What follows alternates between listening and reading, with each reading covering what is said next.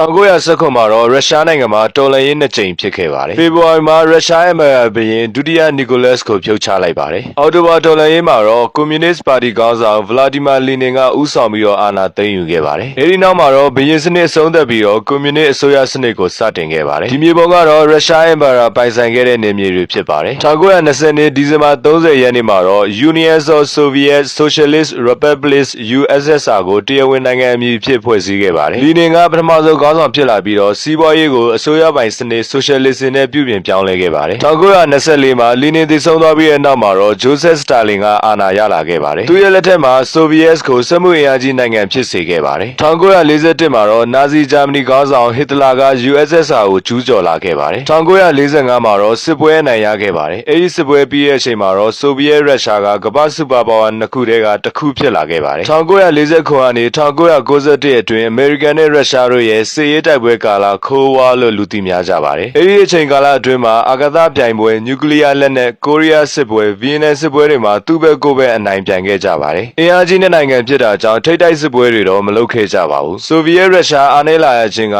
1985ခုနှစ်မှာမီခိုင်ဂဗာရှောအာဏာရလာခြင်းနဲ့စတင်ပါတယ်။သူဟာနိုင်ငံကိုပြုပြင်ပြောင်းလဲမှုနှစ်ခုနဲ့စတင်ခဲ့ပါတယ်။ပထမကတော့စီးပွားရေးဖြစ်ပြီးတော့ဒုတိယကတော့သတင်းလွတ်လပ်မှုဖြစ်ပါတယ်။ဒီလိုလုပ်ခဲ့ခြင်းကနိုင်ငံအတွင်းမှာမတည်ငြိမ်မှုတွေပိုများလာစေခဲ့ပါတယ်။သတင်းမီဒီယာတွေရဲ့အတွေးအမြင်ပေါင်းစုံရေးသားမှုအောက်မှာနိုင်ငံရေးမငြိမ်သက်မှုတွေဖြစ်လာသလိုစီးပွားရေးကလည်းကျဆင်းလာခဲ့ပါတယ်။ပြည်သူတွေကလည်းဘေးသတင်းကအမှန်မသိတော့ဘဲနဲ့နောက်ဆုံးအစိုးရကိုပဲလက်ညှိုးထိုးအပြစ်တင်ခဲ့ကြပါတယ်။ဂိုဗာရှော့ကလည်းအမေရိကန်နဲ့အထူးဆက်ဆံရေးကောင်းအောင်ကြိုးစားခဲ့သလိုနျူကလ িয়ার လက်နက်ရှော့ချရေးသဘောတူစာချုပ်တွေပါချုပ်ဆိုခဲ့ပါသေးတယ်။ဒါကြောင့်1990ခုနှစ်မှာနိုဘယ်ဆုပါရရှိခဲ့ပါသေးတယ်။အမေရိကန်ဖက်ရင်းနဲ့ဂိုဗာရှော့အာဏာရလာခဲ့တဲ့အကျိုးဆက်ကရုရှားနိုင်ငံကိုပေးဆက်မှုတွေကြီးမားစေခဲ့ပါတယ်။1991မှာစီးပွားရေးမတည်ငြိမ်မှုနိုင်ငံရေးမတည်ငြိမ်မှုတွေဖြစ်ပြီးတော့ဆိုဗီယက်ရုရှားနိုင်ငံကလည်းပြိုကွဲသွားခဲ့ပါတယ်။14နိုင်ငံခွဲထွက်သွားခဲ့ပြီးတော့ယနေ့ခေတ်ပင်မရုရှားတနိုင်ငံတည်းသာကျန်ခဲ့ပါတယ်။နိုဘယ်ဆုရှင်ဂိုဗာချော့ကိုအနောက်နိုင်ငံတွေကတော့ငြိမ်းချမ်းရေးကောင်းဆောင်လို့မြင်ကြပါတယ်။ရုရှားနိုင်ငံသားတွေကတော့သူ့ကိုအမေရိကန်တရှို့နိုင်ငံကိုဖျက်ဆီးခဲ့တဲ့သူလို့ဆွဆွဲပြီးတော့မုန်းတီးကြပါတယ်။ဆိုဗီယက်ပြည်ထောင်စုပြိုကွဲခြင်းကအမေရိကန်နဲ့ဥရောပနိုင်ငံကြီးတွေရဲ့လက်ချက်လို့ရုရှားနိုင်ငံကယနေ့ချိန်ထိယူဆထားတာဖြစ်ပါတယ်။ဒါကြောင့်လည်းရုရှားနိုင်ငံကယနေ့ခေတ်မှာသူတို့အားလုံးနဲ့အကန့်တွေလုံးနေတာလည်းဖြစ်နိုင်ပါတယ်။လက်ရှိမှာဖြစ်ပွားနေတဲ့ယူကရိန်းရုရှားစစ်ပွဲကလည်းဆိုဗီယက်ပြည်ထောင်စုကိုပြန်လည်အသက်သွင်းနေတာလည်းဖြစ်နိုင်ပါတယ်။ဒါပေမဲ့နိုင်ငံတစ်ခုဟာပြိုကွဲဖို့သာလွယ်ကူပြီးတော့ပြန်လည်စုစည်းဖို့ကတော့ခက်ပါတယ်။စစ်တိုက်ပြီးတော့သိမ်းယူရင်တစ်ဖက်နဲ့တစ်ဖက်အနာစာတွေဖြစ်လာနိုင်တာမို့ပို့ပြီးတော့အောင်ဆိုးပါတယ်။ဘယ်လိုပဲဖြစ်ပါစေအရာအလုံးကပြီးဆုံးသွားခဲ့ပါပြီ။ယနေ့ခေတ်မှာရုရှားအင်ပါယာဆိုဗီယက်ပြည်ထောင်စုပြန်လည်တည်ထောင်ဖို့ကလည်းမလွယ်ကူတော့ပါဘူး။ဒါတွေအားလုံးကတော့ကျွန်တော်လေ့လာမိသလောက်ဆိုဗီယက်ပြည်ထောင်စုပေါ်ပေါက်လာပုံနဲ့ပြိုကွဲသွားပုံအကြောင်းပဲဖြစ်ပါတယ်။အားလုံးပဲဘုသူသားရသွားလိမ့်မယ်လို့မျှော်လင့်ပါတယ်ဗျ။ဆုံးနေနားတော့ကြတဲ့သူတွေအားလုံးရဲ့အမြင်ကိုလည်း comment မှာဝင်ရောက်ဆွေးနွေးပေးသွားလို့ရပါတယ်ဗျ။